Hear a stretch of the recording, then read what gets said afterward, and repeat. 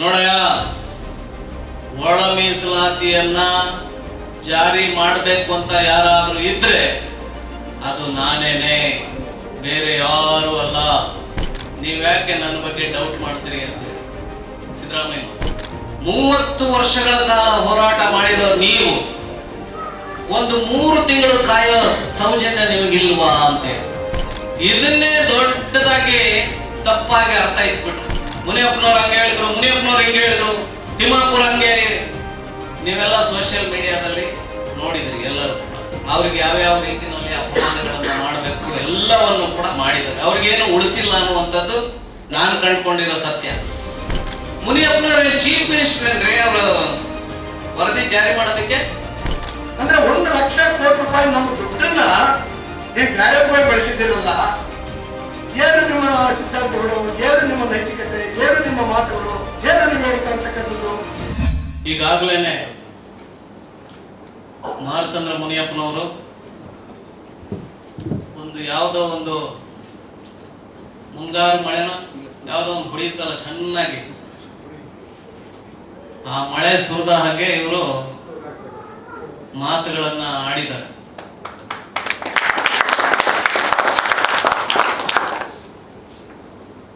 ಬಹುಶಃ ನಾನು ಅವೇ ಮಾತುಗಳನ್ನ ರಿಪೀಟ್ ಮಾಡಕ್ಕೆ ನಾನು ಹೋಗೋದಿಲ್ಲ. ಚಳವಳಿ ಅಂತ ಹೇಳಿದ್ರೆ ನನಗೇನ್ ಸಿಗುತ್ತೆ ಅನ್ನೋದಲ್ಲ. ಚಳವಳಿ ಅಂದ್ರೆ ನನಗೇನ್ ಸಿಗುತ್ತೆ, ಅದರಿಂದ ಏನ್ ಲಾಭ ಆಗುತ್ತೆ ಅನ್ನೋದಲ್ಲ. ಚಳವಳಿಗೆ ನಾನು ಏನು ಕೊಡಬಲ್ಲೆ ಅಂತಕ್ಕಂಥದ್ದು ಬಹಳ ಮುಖ್ಯ.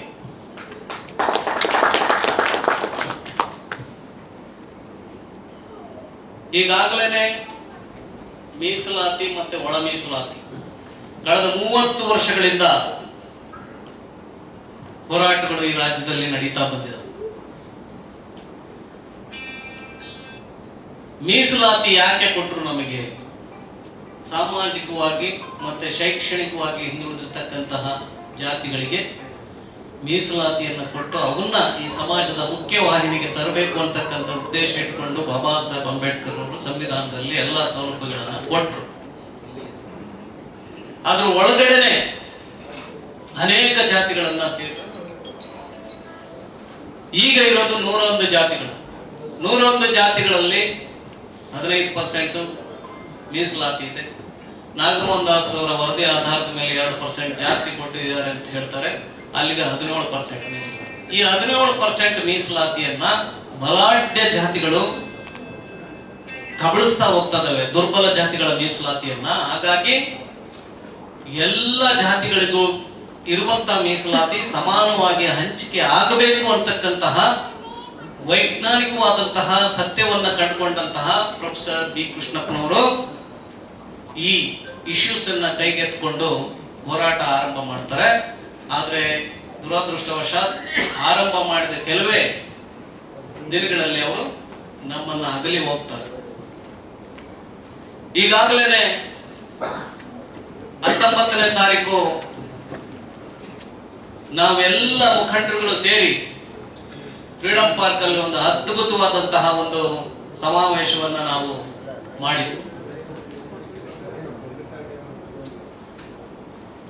ನಂತರದಲ್ಲಿ ತಿಮ್ಮಾಪುರ್ ಸಾಹೇಬರು ಬಂದು ಮನವಿಯನ್ನ ಸ್ವೀಕರಿಸಿ 5 ಗಂಟೆಗೆ ಮುಖ್ಯಮಂತ್ರಿಗಳ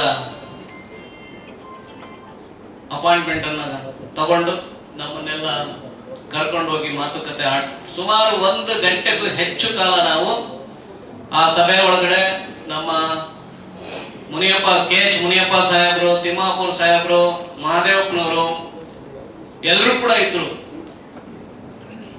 ಅವ್ರು ಹೇಳಿದ್ದು ಒಂದೇ ವಿಚಾರ, ಮುಖ್ಯಮಂತ್ರಿಗಳು,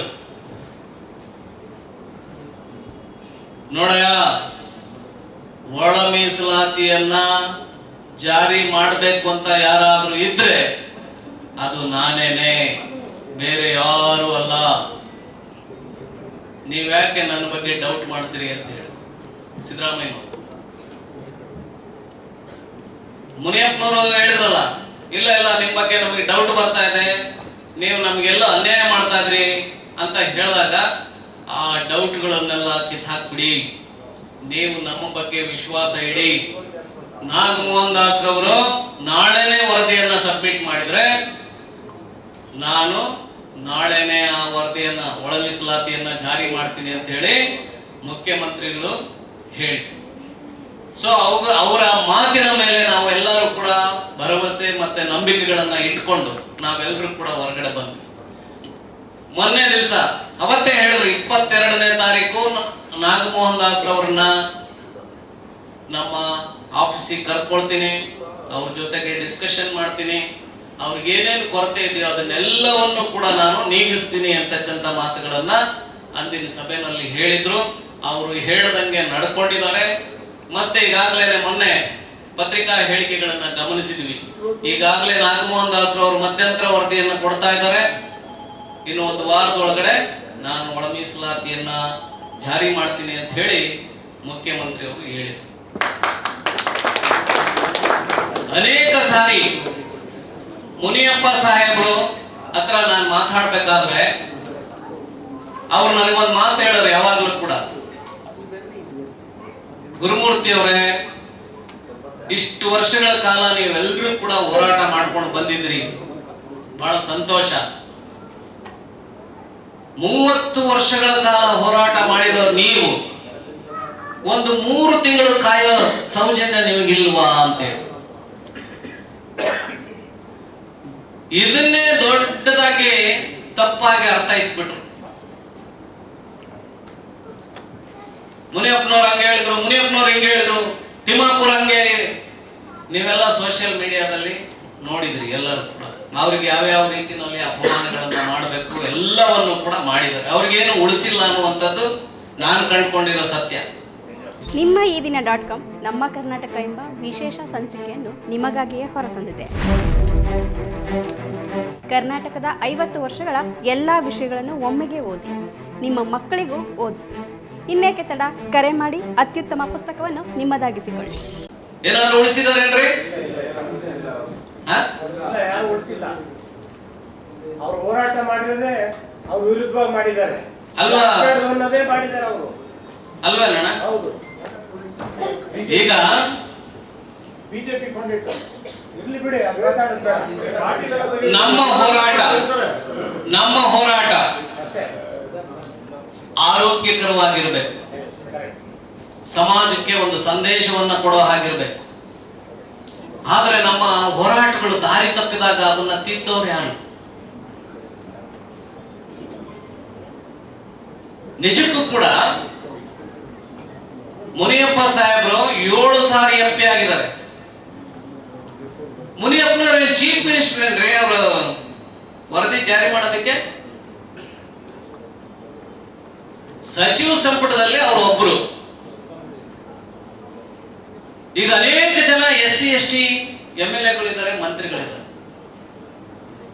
ನೀವು ಬೈರಿ, ಯಾರು ಬೇಡ ಅಂತ ಹೇಳಲ್ಲ. ಬೈಬೇಕಾದ್ರೆ ಅದಕ್ಕೊಂದು ಮಾನದಂಡ ಇದೆಯಾ?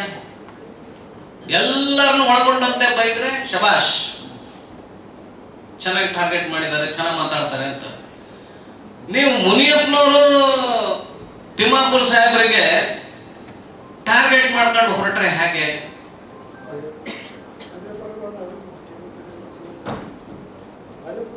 ಮಾದೇವಪ್ಪನವ್ರಿಗೆ ಮಾಡಿದ್ದಾರೆ, ಆದ್ರೆ ಪ್ರಮಾಣ ಕಡಿಮೆ. ಆದ್ರೆ ಇವರಿಗೆ 100ಕ್ಕೆ 200ರಷ್ಟು.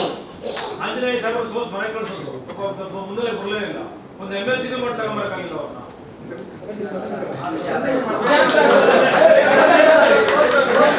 ಹಾಗಾಗಿ ಇವೆಲ್ಲವೂ ಕೂಡ ಇದಾವೆ. ಅದಕ್ಕೆ ನಾನು ಹೇಳೋದು ಎಲ್ಲ ಹೋರಾಟಗಾರರಿಗೆ, ನಾನು ಅವರು ತಗೊಂಡೋಗ್ತಕ್ಕಂಥ ಹೋರಾಟಗಳು ಸಮಾಜಕ್ಕೆ ಒಂದು ಸಂದೇಶವನ್ನು ಕೊಡಬೇಕು ಮತ್ತು ಆರೋಗ್ಯಕರವಾದಂತಹ ಹೋರಾಟಗಳಾಗಿರ್ಬೇಕು. ಅಂತವನ್ನ ನಾವು ಬೆಂಬಲಿಸ್ತೀವಿ. ಮುನಿಯಪ್ಪ ಸರ್ ಹೇಳಿದ್ರು, ಯಾರು ನಮ್ಮ ಹಾಸನ್ ಅವರು, KH ಮುನಿಯಪ್ಪನವರು ನಾನು ಮುಖ್ಯಮಂತ್ರಿ ಆಗ್ತೀನಿ ಅಂತ ಹೇಳಿ ನಾವೆಲ್ಲ ಅವರಿಗೆ ಸಪೋರ್ಟ್ ಮಾಡೋಣ ಅಂತ ಹೇಳಿ. ನಾವು ಮಾಂಸ ತಿಂತೀವಿ ಅಂತ ಹೇಳಿ ಕೊರಳಿಗೆ ನೇತಾಕೊಂಡು ಹೋಗಕ್ಕಾಗತ್ರ? ಹಂಗಂತೇಳಿ ನಾನು ಮುಖ್ಯಮಂತ್ರಿ ಆಗ್ತೀನಿ ಅಂತ ನಾನು ಹೇಳಕ್ಕಾಗತ್ತಾ? ಅದು ಸಮಾಜದ ಒಂದು ವರ್ಗದಿಂದ ಆ ವಾಯ್ಸ್ ಬರಬೇಕು. ಇಷ್ಟು ವರ್ಷ ದಲಿತರಿಗೆ ಕರ್ನಾಟಕದ ಒಳಗಡೆ ಯಾವ ಸರ್ಕಾರಗಳು ಕೂಡ ಮುಖ್ಯಮಂತ್ರಿಯನ್ನ ಮಾಡಿಲ್ಲ, ಉಪಮುಖ್ಯಮಂತ್ರಿಯನ್ನು ಕೂಡ ಮಾಡಿಲ್ಲ.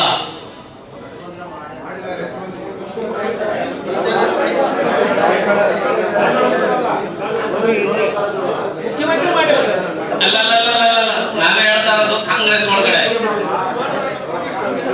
ತಪ್ಪಾಗಿ ಭಾವಿಸ್ಬೇಡಿ, ನಾನು ಹೇಳ್ತಾ ಇರೋದು ಕಾಂಗ್ರೆಸ್ ಒಳಗಡೆ ಇವು ಯಾವೂ ಕೂಡ ಜಾಗಗಳನ್ನ ನಮಗೆ ಕೊಟ್ಟಿಲ್ಲ ಅನ್ನೋದಾದ್ರೆ, ನಾವೇನ್ ಮಾಡ್ಬೇಕು ಅನ್ನೋದಾದ್ರೆ ನಾವು ಧ್ವನಿ ಎತ್ತಬೇಕು. ಸೀನಿಯರ್ ಲೀಡರ್ ಕರ್ನಾಟಕದ ಒಳಗಡೆ ಯಾರಾದ್ರೂ ಇದ್ರೆ ಅದು KH ಮುನಿಯಪ್ಪ ಸಾಹೇಬರು ಇದ್ದಾರೆ. ಅವರಿಗೆ ಕೆಪಾಸಿಟಿ ಇದೆ, ಯೋಗ್ಯತೆ ಇದೆ, ಅರ್ಹತೆ ಇದೆ. ಅವ್ರನ್ನ ಮುಖ್ಯಮಂತ್ರಿ ಮಾಡಿ ಅಂತ ಹೇಳಿ ನಾವು ಧ್ವನಿ ಎತ್ತಿದಾಗ ಸರ್ಕಾರ ಹೈಕಮಾಂಡ್ ಒಂದ್ ಕಡೆ ನಮ್ ಕಡೆ ತಿರುಗಿ ನೋಡುತ್ತೆ.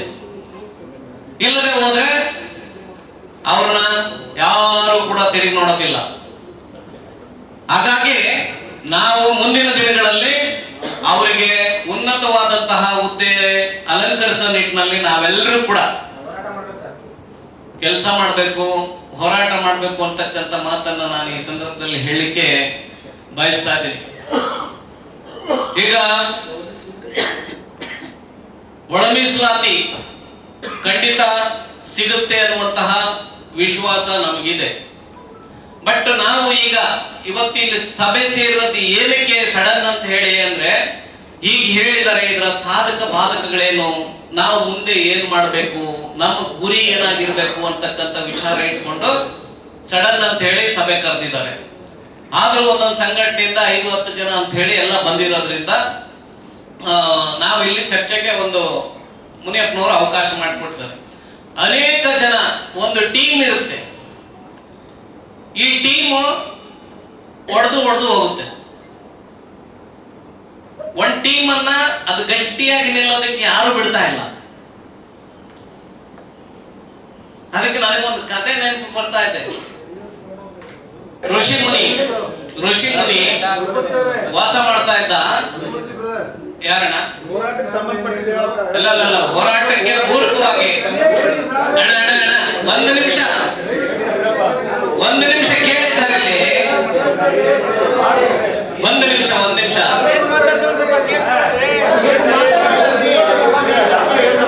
ಅಲ್ಲ, ಅದು ಪೂರಕವಾಗಿ ನಾನು ಹೇಳ್ತಾ ಇದ್ದು, ಒಳ ಮೀಸಲಾತಿಗೆ ಪೂರಕವಾಗಿ ನಾನು ಮಾತಾಡೋದು.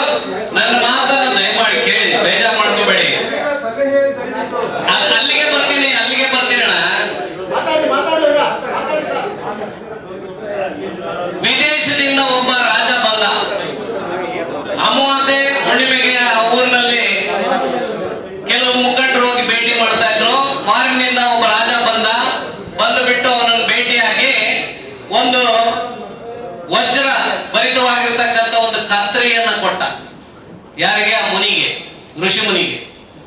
ಆ ಋಷಿ ಮುನಿ ಹೇಳ್ದ, ಈ ಖಡ್ಗ ನಿಮ್ಮ ಹತ್ರ ಇರ್ಲಿ ಅಂತ ಅವನು ಫಾರಿನರ್ಸ್ ಹೇಳಿದಾಗ, ಈ ಖಡ್ಗ ಕತ್ತರಿ ತಗೊಂಡು ನಾನೇನಪ್ಪ ಮಾಡೋಣ,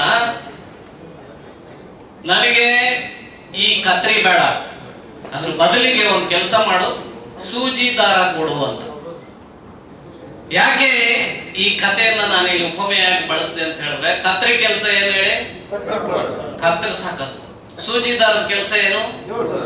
ಹರಿದು ಹಂಚಿ ಹೋಗಿರ್ತಕ್ಕಂಥದ್ದನ್ನ ಜೋಡಿಸಿ ಹೊಲಿಯಂತದ್ದು ಸೂಜಿ ದಾರ. ಹಾಗೆ ಸೂಜಿ ದಾರದ ರೀತಿನಲ್ಲಿ ನಮ್ಮ ಮಾನಸಂದ್ರ ಮುನಿಯಪ್ಪನವರು ಇರ್ಬೋದು,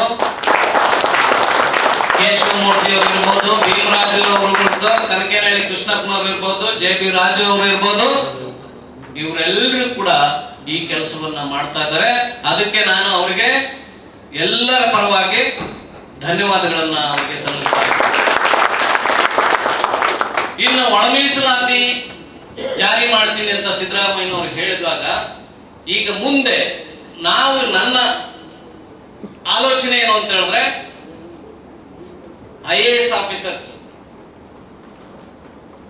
ಲೀಗಲ್ ಆಗಿ ಅಡ್ವೈಸ್ ಮಾಡ್ತಕ್ಕಂಥ ಲಾಯರ್ಸ್ಗಳು, ಹೋರಾಟಗಾರರು, ಇವ್ರನ್ನೆಲ್ಲ ಇಟ್ಕೊಂಡು ಒಂದು ವೇದಿಕೆಯನ್ನ ಮಾಡಿ ಕಾಲ ಕಾಲಕ್ಕೆ ಏನೇನು ಬೆಳವಣಿಗೆಗಳು ಆಗ್ತಾ ಇದ್ದಾವೆ ಅವುಗಳ ಬಗ್ಗೆ ಚರ್ಚೆ ಮಾಡಿ ನಾವು ಸರ್ಕಾರಕ್ಕೆ ಏನು ಸಲಹೆಗಳನ್ನು ಕೊಡಬಹುದು ಅಂತಕ್ಕಂತಹ ಒಂದು ನಿರ್ಧಾರಕ್ಕೆ ಬರಬೇಕು ಅನ್ನೋದಾದ್ರೆ ಈ ಮೂರು ಗುಂಪುಗಳ ಜನರು ಸೇರಿ ಒಂದು ವೇದಿಕೆಯನ್ನ ಮಾಡಿಕೊಂಡಾಗ ಅದಕ್ಕೊಂದು ಸಾರ್ಥಕತೆ ಬರುತ್ತೆ ಅಂತ ಹೇಳಿ ನಾನು ಭಾವಿಸ್ಕೊಂಡಿದ್ದೀನಿ. ನೀವೇನಂತೀರಿ? ಅಲ್ವರಾ? ಇದು ಇಲ್ಲ ಅಂದ್ರೆ ನಮ್ಗೆ ಶ್ರೇಯಸ್ಸು ಸಿಗೋದಿಲ್ಲ. ಹಿಂದೆ ಗುರುವಿಲ್ಲ, ಮುಂದೆ ಗುರಿ ಇಲ್ಲ, ಹೋಗುತ್ತಿದೆ ರಣಹೇಡಿಗಳ ಹಿಂಡು ಅನ್ನಂಗ ಆಗುತ್ತೆ. ಅದಕ್ಕೋಸ್ಕರ ನಾವು ಹಂಗಾಗೋದು ಬೇಡ. ಒಂದು IAS ಆಫೀಸರ್ಸ್ ಒಂದು ಟೀಮ್ ಇರಲಿ, ಲಾಯರ್ಸ್ ಟೀಮ್ ಇರಲಿ, ಹೋರಾಟಗಾರರ ಟೀಮ್ ಇರಲಿ, ಈ ಮೂರು ಕೂಡ ಪೊಲಿಟಿಷಿಯನ್ಸ್ ಇರಲಿ, ಪೊಲಿಟಿಷಿಯನ್ಸ್ ಕೂಡ ಇರಲಿ, ಅವ್ರನ್ನ ನಾವು ನಮ್ಮ ಟೀಮ್ ನಿಂದ ಹೊರಗಡೆ ಇಡೋದು ಬೇಡ.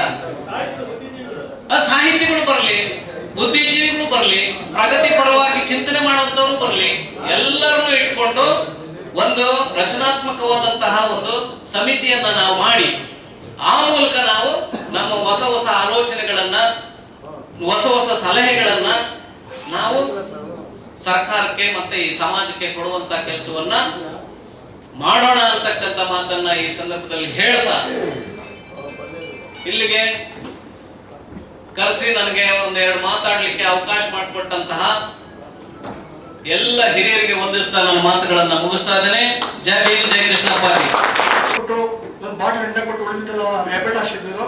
ಅವ್ರ ಮಕ್ಕಳಿಗೆ DC-ಗಳು, ಅವ್ರ ಮಕ್ಕಳಿಗೆ SP-ಗಳು, ಅವ್ರ ಮಕ್ಕಳಿಗೆ DOS-ಗಳು, ಅವ್ರ ಮಕ್ಕಳಿಗೆ ಇನ್ಸ್ಪೆಕ್ಟರ್ಗಳು, ಅವ್ರ ಮಕ್ಕಳಿಗೆ ತಹಸೀಲ್ದಾರ್, ಅವ್ರ ಮಕ್ಕಳುಗಳು AC-ಗಳು. ಅವ್ರನ್ನ ಬಹಳ ದುಡ್ಡು ಕೊಟ್ಟು ಬಂದಿದ್ದೀವಿ, ನಾವು ಕೆಲಸ ಮಾಡೋಕ್ಕಾಗಲ್ಲ ಅಂತ ಒಬ್ಬರ ಕೈಗೆ ಒಬ್ಬರು ಕೂಡ ಸಿಕ್ಕಲ್ಲ ಅಂತ ಪರಿಸ್ಥಿತಿ ನಿರ್ಮಾಣ ಆಗಿದೆ. ನನ್ನ ತಮ್ಮದೆಲ್ಲ ಕೂಡ ಬಂದಿದೆ. ಮುನಿಯಪ್ಪ ಸಾಹೇಬರು 2 ಸಾರಿ ಸೆಂಟ್ರಲ್ ಮಿನಿಸ್ಟರ್ ಆಗಿದ್ದರು, 7 ಸಾರಿ MP ಆಗಿದ್ದರು. ನಮ್ಮ ಇವರು ಕೂಡ ಅಭಿಪ್ರಾಯ ಇದ್ದಾರೆ, ನಮ್ಮ ತಿಮ್ಮಪ್ಪ ಸಾಹೇಬರು. ಇವತ್ತು ಸಿದ್ದರಾಮಯ್ಯ ಬಗ್ಗೆ ನಮಗೆಲ್ಲ ಬಹಳ ಗೌರವ ಇದೆ, ಮೊದಲು ಇತ್ತು, ಇವತ್ತು ಇದೆ, ಮುಂದೆ ಇರ್ತದೆ. ಆದ್ರೆ ಏನಪ್ಪ ಅಂಶ ಅಂದ್ರೆ 2013ರಲ್ಲಿ STP ಒಂದು ಆಕ್ಟ್ ಮಾಡಿದ್ರು. SC/ST ಫಂಡ್ ಅನ್ನು ಬೇರೆ ಮಿಸ್ಯೂಸ್ ಮಾಡಬಾರ್ದು, ಮಾಡಿದ್ರೆ ಅವ್ರು ಜೈಲಿಗೆ ಹಾಕ್ಬೇಕು ಅಂತ 6 ತಿಂಗಳು. ಆದ್ರೆ ಅವರೇ ಅದನ್ನ 7 ಆಕ್ಟ್ ಮಾಡಿದ್ರು, ಅದನ್ನು ಸೇರಿಸಿದ್ರು. 7 ಆಕ್ಟ್ ಅಲ್ಲಿ ಏನ್ ಮಾಡಿದ್ರು, ಪರಮಾಧಿಕಾರ ತಗೊಂಡು 5 ವರ್ಷದಲ್ಲಿ 50,000 ಕೋಟಿ ರೂಪಾಯಿ ದುಡ್ಡನ್ನ higher education, public works, dam ಕಟ್ಟಕ್ಕೆ, ಮೆಟ್ರೋಗೆ ಮತ್ತು ಕೊರೋನಾ ಬಳಸಿದ್ದಾರೆ 50,000 ಕೋಟಿ. ಕುಮಾರಸ್ವಾಮಿ 1 ವರ್ಷದಲ್ಲಿ 10,000 ಕೋಟಿ. ಬಿಜೆಪಿನ ಸತ್ಯರಿಸಿದ ತರ ಮಾತಾಡ್ತಾರೆ, 4 ವರ್ಷದಲ್ಲಿ 40,000 ಕೋಟಿ. ಅಂದ್ರೆ 1 ಲಕ್ಷ ಕೋಟಿ ರೂಪಾಯಿ ನಮ್ಮ ದುಡ್ಡನ್ನ ನೀವು ಬೇರೆ ರೂಪಾಯಿ ಬಳಸಿದ್ದೀರಲ್ಲ. ಏನು ನಿಮ್ಮ ಸಿದ್ಧಾಂತಗಳು, ಏನು ನಿಮ್ಮ ನೈತಿಕತೆ, ಏನು ನಿಮ್ಮ ಮಾತುಗಳು, ಏನು ನೀವು ಹೇಳ್ತಾ ಇರ್ತಕ್ಕಂಥದ್ದು? ಮೊನ್ನೆ 26,000 ಕೋಟಿ ಮತ್ತೆ 5 ಗ್ಯಾರಂಟಿ ಬಳಸಿದ್ದೀರಾ. ಸೋಷಿಯಲ್ ಮಿನಿಸ್ಟರ್ ಕೇಳಿದ್ರೆ ಹೇಳ್ತಾರೆ, ಇಲ್ಲ ಮನೆಯಪ್ಪ ಅದು ಕೂಡ ಇವರಿಗೆ ಬಳಸಿದೀವಿ ಅಂತ. ಸಿದ್ದರಾಮಯ್ಯ ಸಾಹೇಬ್ ಅವಾಗ ಹೇಳಿದ್ರು, ಡ್ಯಾಮ್ ಕೆಳಗಡೆ ಭೂಮಿ ಜಾಸ್ತಿ ಇದೆ SC/ST ಅಂತ. ನಾನು ಹೇಳಿದೆ, 1 ಎಕರೆ ಡ್ಯಾಮ್ ಕೆಳಗಡೆ ಭೂಮಿ ಇದ್ರೆ ನಾವು ಪಬ್ಲಿಕ್ ಬೆಳೆ ಬಿಟ್ಬಿಡ್ತೀವಿ ಅಂತ ಹೇಳಿ. ಈಗ ಈ ತರ ವಿಚಾರವನ್ನ ಇರೋವಾಗ ಇದನ್ನ ಯಾರು ಮಾತಾಡಬೇಕು? 36 ಜನ SC-ಗಳಿದ್ದಾರೆ MLA-ಗಳು, 17 ಜನ ST-ಗಳಿದ್ದಾರೆ, 9 ಜನ ಮಿನಿಸ್ಟರ್ಗಳಿದ್ದಾರೆ, 11 ಜನ MP-ಗಳಿದ್ದಾರೆ, 2 ರಾಜ್ಯಸಭಾ ಮೆಂಬರ್ ಇದ್ದಾರೆ.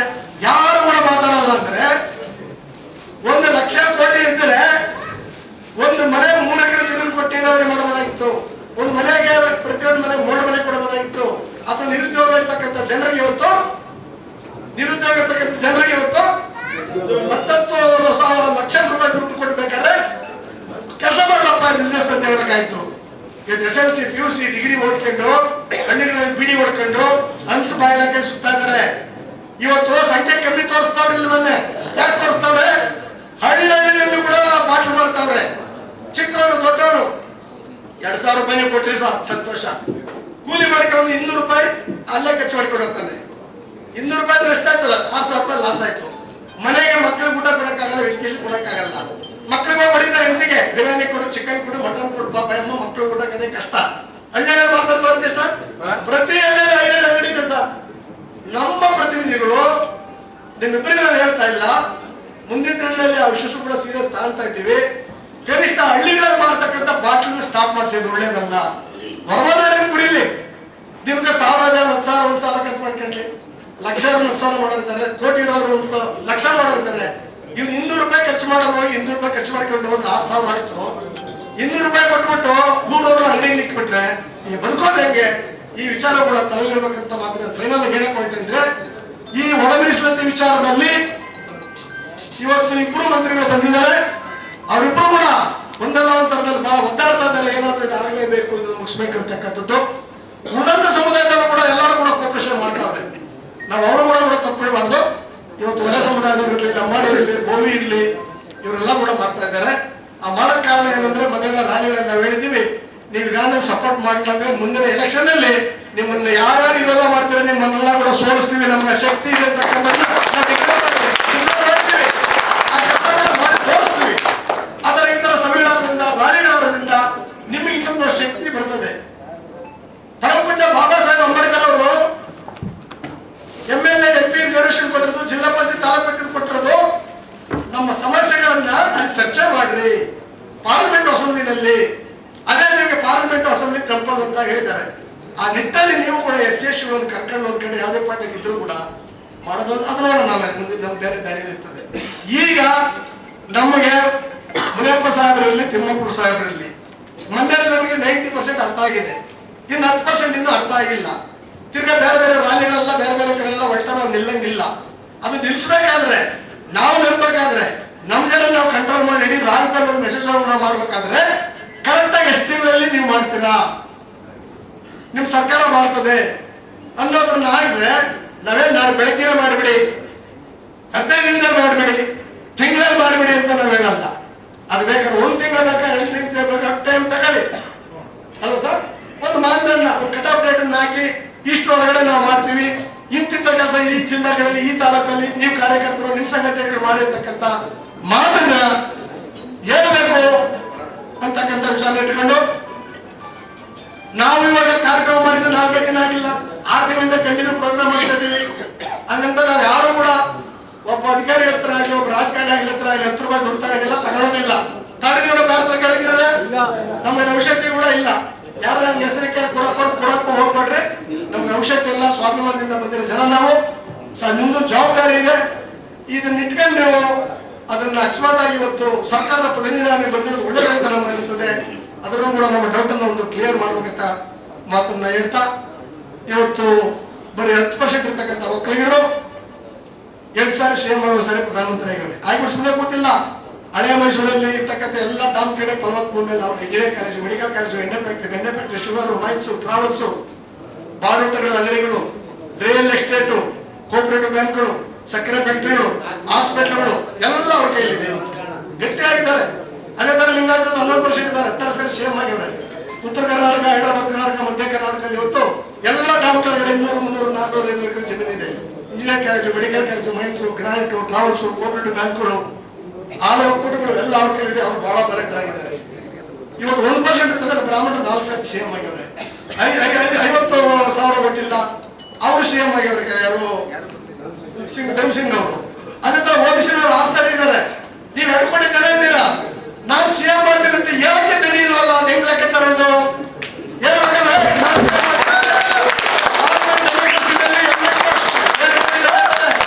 75 ಲಕ್ಷ CM ಆಗಿಲ್ಲ, ನಮಗೆ ಮಾಡ್ರಿ CM ಮುನಿಯಪ್ಪನವ್ರು ಮಾಡ್ರಿ.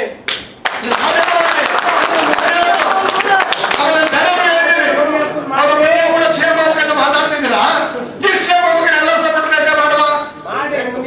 ನಾಳೆ ಪರಮೇಶ್ವರ್ ಮಾತಾಡಿದ್ರು, ಕಾಲೇಜ್ ಹೋಗಿ ಯಾರು ಸೋಷಿಯಲ್ ಮಿನಿಸ್ಟರ್ ಮಾತಾಡ್ತೀನಿ ನಾನು, ಹೆರಿಗೆ ಮಗರು ಮಾತಾಡ್ತೀನಿ ನಾನು, ಜಾರಕಿಹೊಳಿ ಮಾತಾಡ್ತೀನಿ ನಾನು. CM ಆಗ್ಬೇಕಂತ ನೀವ್ ಹೇಳ್ತೀರಾ, ಒಳಗೆ ಸಪೋರ್ಟ್ ಮಾಡಲ್ಲ. ನೀವ್ ಹೆಂಗಾಗ್ತೀರ CM ಹಂಗಾದ್ರೆ? ಆವಾಗ ಸಪೋರ್ಟ್ ಬೇಕಾ ಬೇಡವಾ? ಹಾಗಾಗಿ ಒಂದು ಚೀಫ್ ಮಿನಿಸ್ಟರ್ ನಾವು ಆಗಲೇಬೇಕಂತಕ್ಕಂಥ ದನಿ ಕೂಡ ಅದೇ ಸ್ವಾಭಿಮಾನ, ಅದೇ ಸ್ವಲ್ಪ ರೆಸ್ಪೆಕ್ಟ್ ಮೂವ್ಮೆಂಟ್, ಅದರಲ್ಲೇ ಪೆರಿಯಾರ್ ಮೂವ್ಮೆಂಟ್ ಮಾಡಿದ್ದು, ಅಂಬೇಡ್ಕರ್ ಮಾಡಿದ್ದು, ಕಾಂಚಿರಾಮ್ ಮಾಡಿ ತೋರಿಸಿರೋದು, ಅದು ಕೂಡ ಮುಂದಿನ ದಿನದಲ್ಲಿ ಆಗಲಿ ಅನ್ನೋದ್ರ ಜೊತೆಯಲ್ಲಿ ಒಳ ಮೀಸಲಾತಿಯನ್ನು ಎಷ್ಟಿಂದ ಅನ್ನೋದನ್ನ ನಾವು ನೆನ್ತೀವಿ. ನಾವ್ ಯಾರಿಗೂ ಕೂಡ ಅವಮಾನ ಮಾಡಕ್ಕಾಗ್ಲಿ, ಮುಸ್ಗರ ಮಾಡಕ್ಕಾಗ್ಲಿ ಈಗಾಗಲೇ ಕೇಶಮೂರ್ತಿ ಹೇಳಿದ ಉದ್ದೇಶ ಅದು ನಮ್ದಲ್ಲ. ನಾವು ಗಟ್ಟಿ ನಿಂತ್ಕೊಂಡ ಕೆಲಸ ಮಾಡ್ತೀವಿ. ತಾಲೂಕು ಜಿಲ್ಲೆಗಳಲ್ಲಿ ಏನ್ ಮಾಡ್ಬೇಕು ನಾವು, ಹೈದರಾಬಾದ್ ಕರ್ನಾಟಕ, ಉತ್ತರ ಕರ್ನಾಟಕ, ಮಧ್ಯ ಕರ್ನಾಟಕ, ಬೆಂಗಳೂರು ಆಜುಬಾಜು 12 ಜಿಲ್ಲೆದಲ್ಲಿರ್ತಕ್ಕಂಥ ಈ ತಾರತಮ್ಯ ಏನಿದೆ ಅದನ್ನೆಲ್ಲ ಕೂಡ ನಾವು ಮಾಡಿ ಈ ಒಳ ಮೀಸಲಾತಿಯನ್ನು ಒಂದು ಬಗೆಹರಿಸಿ ಮುಂದೆ ನಾವೆಲ್ಲ ಒಂದಾಗಿ ಖಾಸಗೀಕರಣದ ಮೀಸಲಾತಿಯನ್ನ ತಗೊಳ್ಳೋದಕ್ಕೋಸ್ಕರ ಪಾರ್ಲಿಮೆಂಟ್ಗಳಲ್ಲಿ ಮಾಡಿಕೊಂಡವ್ರೆ. ಆ ವಿಚಾರಗಳನ್ನ ನಾವೆಲ್ಲ ಕೂಡ ತಗೊಳಕ್ಕೆ ಇರ್ತೀವಿ. ಇದನ್ನ ಒಂದು ಕ್ಲಿಯರ್ ಮಾಡ್ಬೇಕಂತ 5 ನಿಮಿಷ ಜಾಸ್ತಿ ಮಾತಾಡೋದಕ್ಕೆ ವೇದಿಕೆ ಮೇಲೆ ಇರ್ತಕ್ಕಂಥ, ಯಾಕೆ ನಾವೆಲ್ಲ 24 ಗಂಟೆ ಬೀದಿಗಿರೋರು. ನಾವು ನಿದ್ದೆ ಮಾಡೋದು 4 ಗಂಟೆ 5 ಗಂಟೆ ಬಿಟ್ರೆ ನಮಗೂ ಕಾರ್ ಇದೆ, ಬಂಗ್ಲೆ ಇದೆ, ಟೈಮ್ ಇದೆ, ಇರ್ಬೋದು ನಾವು ಆರಾಮಾಗೆ. ನಾವು ಯಾವತ್ತು ಮುಂದಿನ ಫಿಲ್ಮ್ ಹೋದಾರಲ್ಲ 40 ವರ್ಷದಲ್ಲಿ, ಒಂದು ನಟರ ಮನೆಗೆ ಹೋದಾರಲ್ಲ, ಒಂದು ಸಮಾಜದ ಮನೆಗೆ ಹೋದಾರಲ್ಲ, ಇವತ್ತು ಇಲ್ಲ ನಾಳೆ ಹೋಗಲ್ಲ, 1000 ಕೂಡ ಹೋಗಲ್ಲ. ಎಲ್ಲಿ ಯಾವ ಜಗತ್ತು ರೇಪ್ ಆಯ್ತು, ಎಲ್ಲಿ ಕೊಲೆಗಳಾಯ್ತು, ಎಲ್ಲಿ ಗಲಾಟೆ ಆಯ್ತು, ಎಲ್ಲಿ ಭೂಮಿದಾಯ್ತು, ಎಲ್ಲಿ ಸೈಡ್ದಾಯ್ತು, ಎಲ್ಲಿ ಕೊಲೆಗಳು ಮಾಡಿದ್ರು. ಡಿ ಕೆ ಶಿವಕುಮಾರ್ ಹೇಳಿದ ಮೊನ್ನೆ ದಿನ ಸಾವಿರ ನೆನ್ನೆ ತೋರಿಸ್ತೆ, ಎಲ್ಲಿ ಹೇಳ್ಬಾರ್ದು. ಒಬ್ಬ ಗ್ರಾಜುಯೇಟ್ ಹುಡುಗನ ಕೈ ತೆಗೆದಾಕ್ಬಿಟ್ಟವ್ರೆ. ಏನಕ್ಕೆ ಕಾವ್ಯ ಕೂತಿದ್ದೆ ಅಂತ ಅವರಪ್ಪ ಜಿಲ್ಲಾ ಪಂಚಾಯತ್ ಅಧ್ಯಕ್ಷ. ಇನ್ನೊಬ್ಬ ಕೊಂಡೋಗಡೆ ಹೋದಂತ 2 ಕಾಲೇ ತೆಗೆದುಬಿಟ್ಟವ್ರೆ. ಇನ್ನೊಬ್ಬ ಹುಡುಗ ಎದ್ದಿತ್ತಿರಲಿಲ್ಲ ಅಂತ 2 ಕೈಯ ತೆಗೆದುಬಿಟ್ಟಿದ್ದಾರೆ. ಅಂದ್ರೆ ಎಲ್ಲಿದ್ದೀವಿ? 20ನೇ ಶತಮಾನ ಕಂಪ್ಯೂಟರ್ ಕಾಲ. ಮಾತಿದ್ರೆ ಎಸ್ಸಿ ಎಸ್ಟಿ ಜಪ ಜಪ ಜಪ ಜಪ ಜಪ.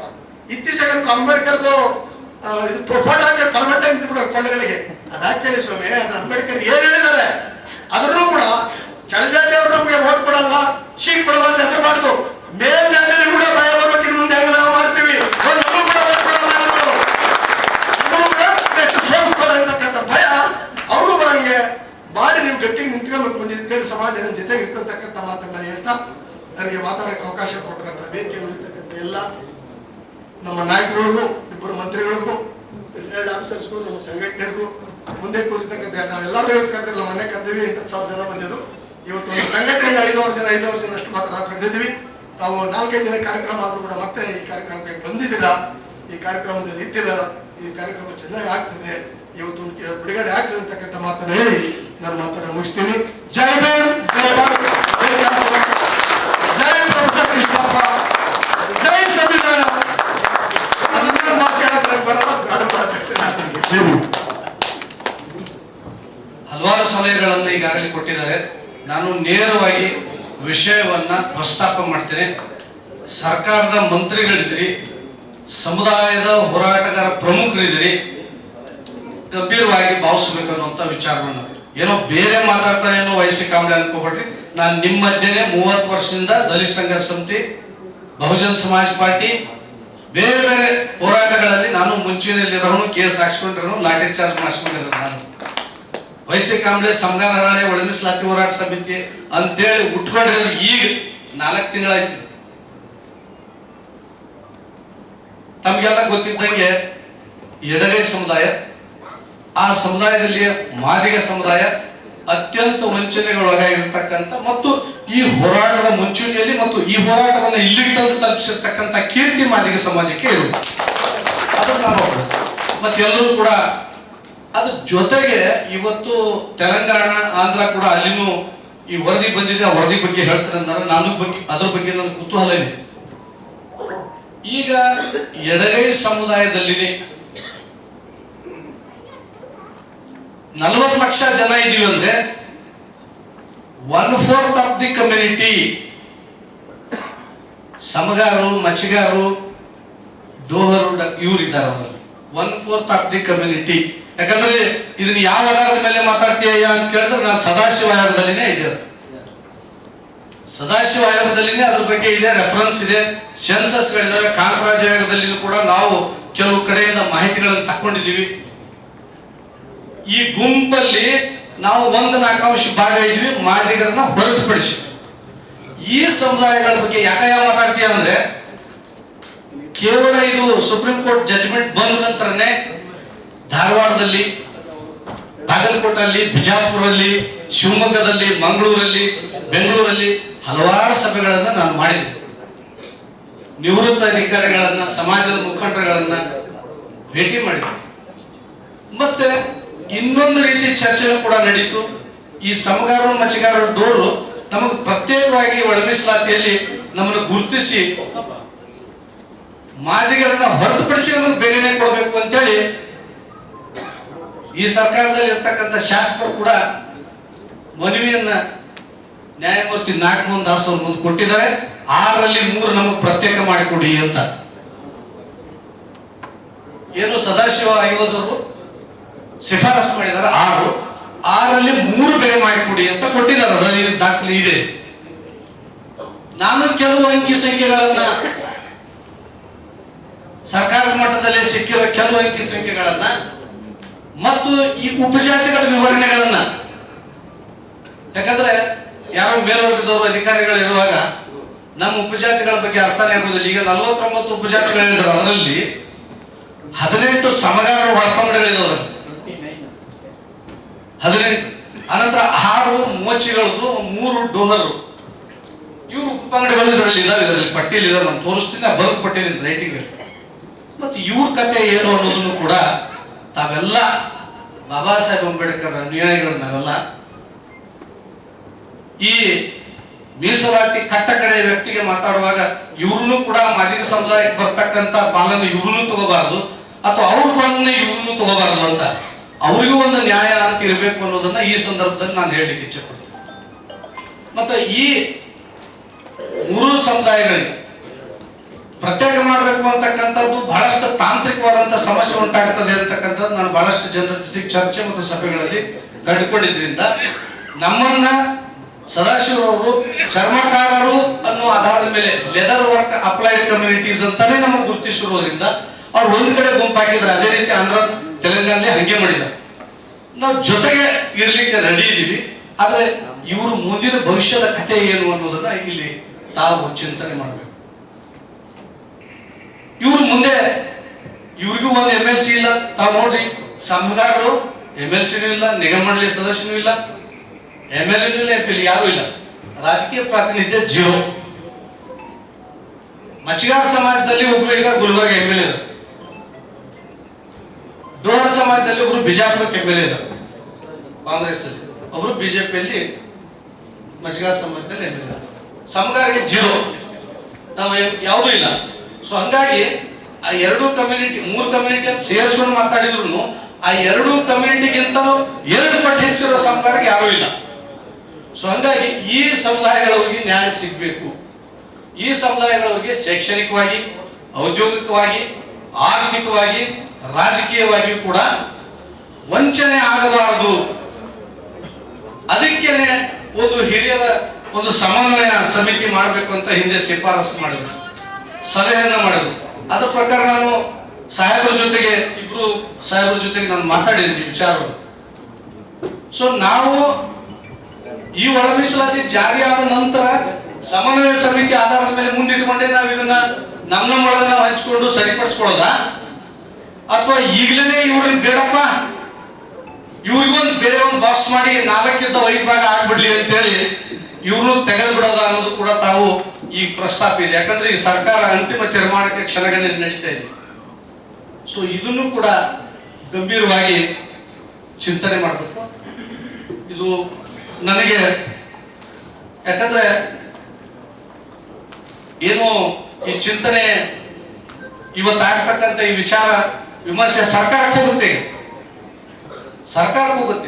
ಹಾಗಾಗಿ ಇದನ್ನು ಕೂಡ ಬಹಳ ಗಂಭೀರವಾಗಿ ಪರಿಶೀಲನೆ ಮಾಡಬೇಕು ಅಂತಕ್ಕಂಥದ್ದನ್ನ ಈ ಸಂದರ್ಭದಲ್ಲಿ ಹೇಳ್ತಾ, ನಾನು ಬೇರೆ ಎಲ್ಲ ವಿಚಾರಗಳನ್ನ ನಮ್ಮ ನಾಯಕರು ಮಾತಾಡ್ಯಾರ, ಯಾವ ವಿಚಾರನೂ ಮಾತಾಡೋ ನೇರವಾಗಿ ಈ ಸಮುದಾಯಗಳು, ಅದರಲ್ಲಿಯೂ ಈ ಚರ್ಮಕಾರ ಸಮುದಾಯಗಳಲ್ಲಿ ಬರ್ತಕ್ಕಂಥ ಈ ಸಮುದಾಯಗಳ ಪರಿಸ್ಥಿತಿ ಮುಂದೆ ಏನು ಭವಿಷ್ಯತ್ತಿನಲ್ಲಿ ಅನ್ನೋದ್ರ ಬಗ್ಗೆ ತಾವು ತೀರ್ಮಾನವನ್ನು ತೆಗೆದುಕೊಳ್ಬೇಕು ಅಂತಕ್ಕಂಥ ಸಲಹೆಯನ್ನ ಈ ಸಂದರ್ಭದಲ್ಲಿ ನಾನು ನೀಡ್ತಾ ನನಗೆ ಮಾತಾಡ್ಲಿಕ್ಕೆ ಅವಕಾಶ ಮಾಡಿಕೊಟ್ಟಿರ್ತಕ್ಕಂಥವ್ರನ್ನು ವಂದಿಸಿ ನನ್ನ ಮಾತನ್ನು ಮುಗಿಸ್ತೇನೆ. ಜೈ ಹಿಂದ್, ಜೈ ಭಾರತ್. ಮತ್ತಷ್ಟು ವಿಶೇಷ ವಿಡಿಯೋಗಳನ್ನು ನೋಡಲು ಮತ್ತು ಹೊಸ ವಿಡಿಯೋಗಳ ಬಗ್ಗೆ ತಿಳಿಯಲು ಈ ದಿನ .com ಯೂಟ್ಯೂಬ್ ಚಾನೆಲ್ ಸಬ್ಸ್ಕ್ರೈಬ್ ಮಾಡಿ ಮತ್ತು ಬೆಲ್ ಐಕಾನ್ ಕ್ಲಿಕ್ ಮಾಡಿ.